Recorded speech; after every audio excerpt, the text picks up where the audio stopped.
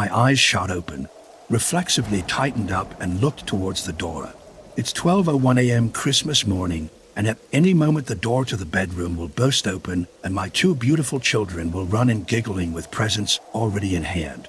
Seconds passed and nothing happened. It took a full minute before I remembered no one would be coming through the door this year. The kids' accident was only a couple of months ago. I wake up most mornings and for the briefest moment every day, I forget they are gone. I find myself lying in bed, listening for their laughter or cries for breakfast to fill the house, before the pain of losing them hits me as fresh as the day it happened. It was a car accident that took them away. I was supposed to pick them up after school, but work ran late. I called my daughter Samantha, who was 13, 3 years older than her brother Ryan was, and told her they would have to walk home. It was only a couple of blocks and they had done it plenty of times before. It was not a big deal, except that day it would be. She was only a kid, around the age of 25, and did not see them crossing the street. She was probably texting, eating, or doing one of the 100 other things people do while driving other than paying attention. It did not matter what she was doing. She hit both of them and they did not make it.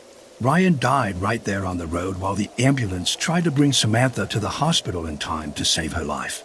They were not fast enough, and in the span of 20 minutes, my life was destroyed. Janet, my wife at the time, blamed me. Of course she did. It would not have happened if I had just picked them up as I was supposed to. She made it through the funeral and burials before leaving, and thinking back on it, I could not blame her. I can't stand the sight of myself either. That's why all the mirrors in the house are shattered, and why the gun I bought last week was already loaded and waiting in the nightstand by the empty bed. All of these thoughts rushed through my head as I dragged myself out of bed and put my head in my hands. It is the first Christmas I have had to spend alone. The house dark and empty. Last year at this time, the kids were awake and already opening the one special present they picked out to start Christmas with. The tree would be lit, casting a festive glow in the living room. The smell of cocoa and coffee would be strong in the air. But it was the laughter and joy that would wake me up the most. As a parent, there is nothing better than seeing your kids excited and happy, and nothing does that more than opening presents on Christmas Day. I closed my eyes and tried to collect my thoughts, but a sound from the living room grabbed my attention. It sounded like the soft thud of little feet trying to be quiet as they snuck through the house. A sound I have not heard in months. Shuffling off the bed, I made my way towards the sound, opening the door to the bedroom and looking out to the empty living room. This is where they would be sitting, right under the tree, presents in hand, waiting for a sign they could start ripping into their presents. Of course, no one is there now. The room was dark and the fake tree was still in its box, propped up against the wall and unopened. It hurt too much not to try to get ready for Christmas without them, and it hurt too much to try. Looking at the empty living room, I could almost feel them there, sitting legs crossed looking towards our room, waiting to see if we were ready. They would each get to open their one present and then get whatever was in their stockings, mostly little dollar store trinkets and candy, but it was still exciting to them even though they were getting too old for the cheap toys. It was never going to be that way again. This holiday of love and joy for everyone else will be a constant reminder of what I lost, made worse by the fact all other families, neighbors, and even strangers are coming together, putting aside their differences and problems to have this one special day together, and here I am alone. The weight of the gun in my hand snaps me back to the cold, dark room that is my life now, reminding me there is still a way out. I look towards the tree and imagine it like it was last year. Blue and silver twine circling bright blue LCD lights, superhero and Disney character ornaments from theme parks and rest stops the kids always had to have, decadent glass orbs that were a wedding gift, and the two angles looking back at me smiling and waiting for me to join them. I'm coming, I thought as I felt the cold metal of the gun barrel against me temple. I pulled the trigger. The sound is louder than anything I ever experienced, and I heard it a fraction before the pain hit. So loud, I could not see. The world went black as all my senses faded until all I could experience was the roar between my ears. When the pain finally came, it was almost a relief. The sound did not stop, but my focus shifted from an earth-shattering rumbling to a drill-like sensation that started in my temple and started boring inward. The combination of the sound and pain dropped me to my knees, the gun slipping from my hand. Reflexively, my hands shot up to the source of the pain and found nothing. Not a mark at the spot, just seconds ago I shot a bullet. Can we open our presents now, Daddy? A voice cut through the pain, and I struggled to open my eyes to find the source. The dark, empty room I was in moments ago was transformed when my eyes finally pried open. The first thing I noticed was everything is bathed in a red flickering light. The glow coming from the back wall where the unopened Christmas tree box used to sit. Now in its place was a fully decorated tree. Instead of the blue and silver of years past, the tree was now dressed in red tinsel and lights that contained actual flickering flames that gave the appearance of the tree being consumed by fire. Blood-red ornaments seemed to drip the light throughout the tree and reflected the glow around the room. Sitting on the floor in front of me, presents in hand, were my children. Their matching green Christmas pajamas tinged red from the glowing tree, making them look muddy and unclean. Their backs were to me, but from where I was standing, I could see something was not right. Ryan's small arm was bent unnaturally at the elbow, giving it an insect-like appearance, and the hand that rested on his present was twitching uncontrollably. The fingers tapping on the wrapping paper of the present at first seemed like he was merely trying to open it, but the more I watched I could tell it was an involuntary spasm of pain. The floor under Samantha's crossed legs was covered in blood. I could not tell if it was coming from her, or the present on her lap. Maybe both. Her head turned towards me. When I could just about see her face, her head flopped back on a clear, broken neck. Empty jet black eyes looked directly at me. A thin red trail of blood escaped her mouth, traveled upwards to her face, and started to pool in the corner of her right eye. Can we open our presents now, Daddy? She asked again. Her voice deeper than I remembered, with none of the joy or light she had when she was alive. I had to get out of the house. The pain in my head is unbearable and diluting my equilibrium, but I managed to stumble out the front door. Outside was almost pitch black. All of the lights on the street and neighboring buildings were off. The only source of light was coming from a full blood moon, casting an odd dark orange hue over everything in sight. A loud, wet-sounding thud caught my attention down the road, and I slowly make my way to the apartment building down the street. The pain comes in waves, pressure building up in my skull, blinding me. It got so bad I fell to my knees again. There was not anything around that could help. The street was empty. The businesses and houses along the road were boarded up and looked abandoned. Nothing looked like it did yesterday. Once I was finally able to get moving, I saw a light on in a living room a couple houses down on the right of where I fell.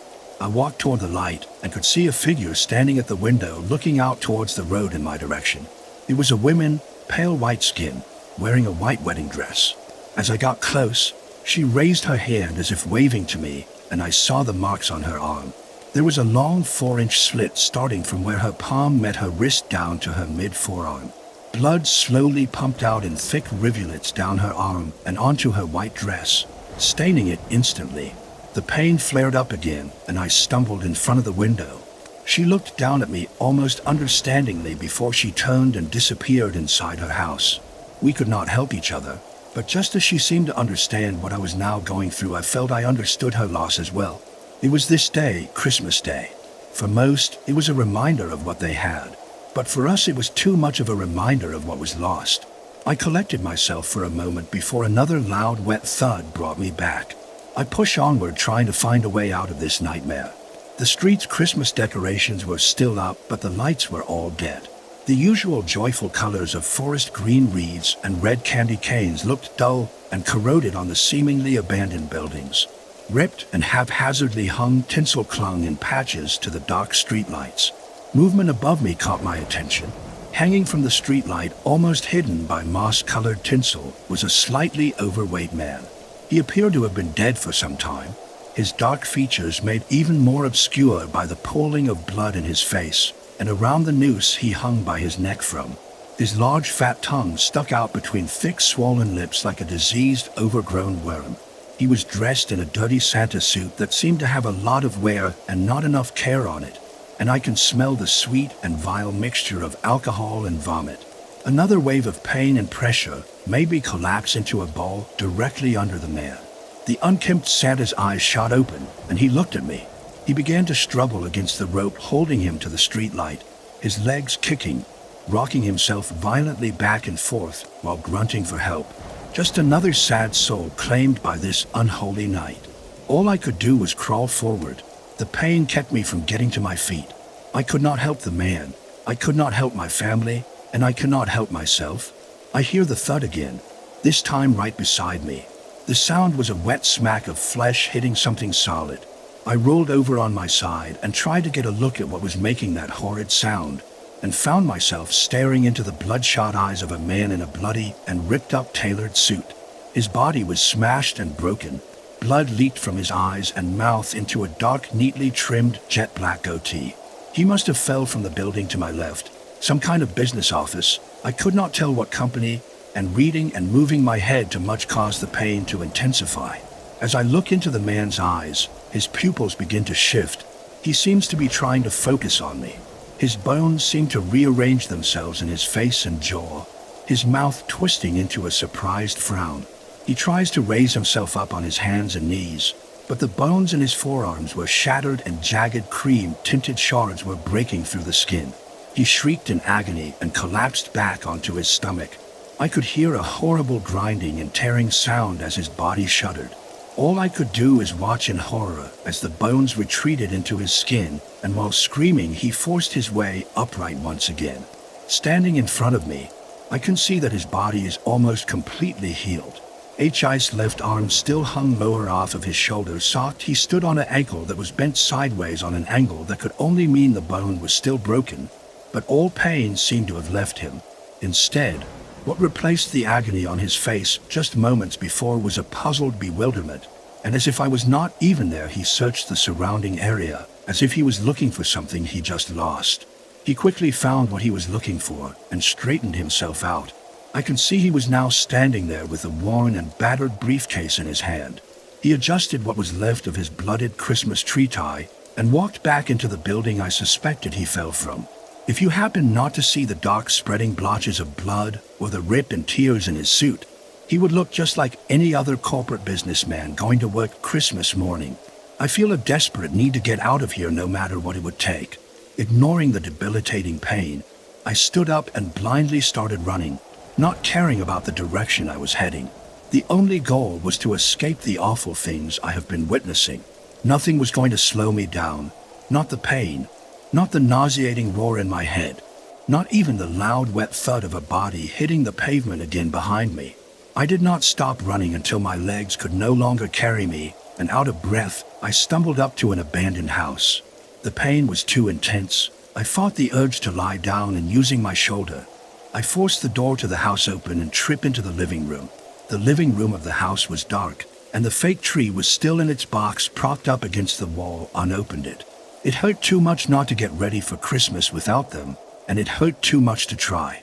Looking at the empty living room, I could almost feel them there, sitting legs crossed looking towards our room, waiting to see that we were ready. They would each get to open their one present and then get whatever was in their stocking, mostly little dollar store trinkets and candy, but it was still exciting to them even though they were getting too old for the cheap toys. It was never going to be that way again. I feel the weight of the gun in my hand. I imagine seeing the kids sitting by the tree. Imagine Christmas how it is supposed to be, the best day of the year, the time when you are with your family and loved ones and all the pain is gone. I want their smiling faces to be the last thing I think about, and I put the gun to my head with tears welling up in my eyes. I pulled the trigger. The sound is louder than anything I have ever experienced, and it came before the pain. Thanks for watching. Please like, share, and subscribe to listen to similar stories in future.